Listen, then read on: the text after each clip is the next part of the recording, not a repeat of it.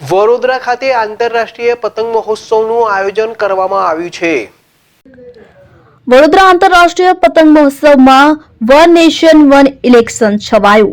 આજે વડોદરાના નવલખી મેદાન ખાતે આંતરરાષ્ટ્રીય પતંગ મહોત્સવનું આયોજન કરવામાં આવ્યું છે। વહેલી સવારે ઝુંબાથી આ કાર્યક્રમની શરૂઆત કરવામાં આવી હતી કે જેમાં મોટી સંખ્યામાં લોકો જોડાયા હતા। ત્યારબાદ પતંગોત્સવનું આયોજન કરવામાં આવ્યું।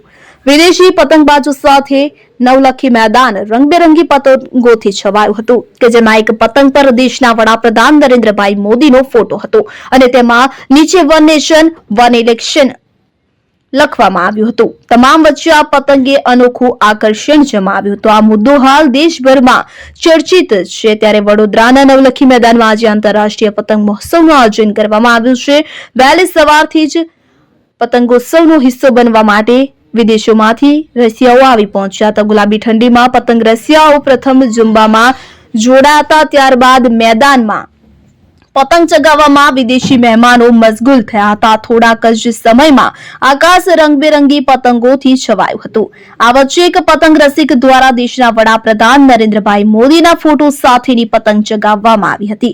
આ પતંગમાં નીચે વન નેશન વન ઇલેક્શન લખવામાં આવ્યું હતું। આ મુદ્દો હાલ દેશભરમાં ચર્ચિત છે અને સરકાર પણ તેના પર ગંભીર રીતે વિચારણા કરી રહી છે। આમ દેશમાં અગત્યના પ્રશ્ન અને લોકોની પ્રબળ માંગની પતંગોત્સવમાં અનોખી રીતે રજૂ કરવામાં આવ્યું હતું। પ્રતિબદ્ધતા દર્શાવી એ તો ચોક્કસ ધ્યેય સફળ થાય। આ તકે શહેરના મેયર પિંકીબેન સોની મીડિયાને જણાવ્યું હતું કે વડોદરા પાલિકા દ્વારા વર્ષોથી આ પ્રકારનું ટુરિઝમને પ્રોત્સાહન અપાતું અને આપણી સંસ્કૃતિ વિદેશી લોકો સુધી પહોંચે તે માટે પતંગોત્સવનું આયોજન કરવામાં આવતું હોય છે। પતંગ આપણને આપણા ધ્યેય અને લક્ષ્ય પર નજર રાખીને છીએ અને તેના માટે પ્રતિબદ્ધતા દર્શાવીએ તો ચોક્કસ ધ્યેય સફળ થાય છે। આજે વડોદરામાં દુનિયાના 12 જેટલા દેશોમાંથી આવેલા પતંગ રસિકો અને પતંગબાજો શહેરના મહેમાન બન્યા છે।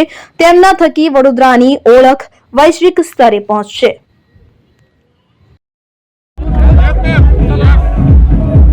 આંતરરાષ્ટ્રીય પતંગ મહોત્સવ 2025નું આજરોજ વડોદરા શહેરના નવલખી ખાતે કાર્યક્રમનું આયોજન કરવામાં આવ્યું। વિશ્વના અલગ અલગ 12 જેટલા દેશોમાંથી પતંગબાજો અને પતંગ રસિકો આ મહોત્સવનો ભાગ બનવા આવ્યા છે। ત્યારે ખરા અર્થમાં ભારતીય સંસ્કૃતિ અને બીજા વિશ્વના 12 જેટલા દેશોની સંસ્કૃતિની આપ-લે થાય એવા સુભગ સમન્વયનો આજનો દિવસ છે। ત્યારે હું આજના પતંગ મહોત્સવ આંતરરાષ્ટ્રીય પતંગ મહોત્સવ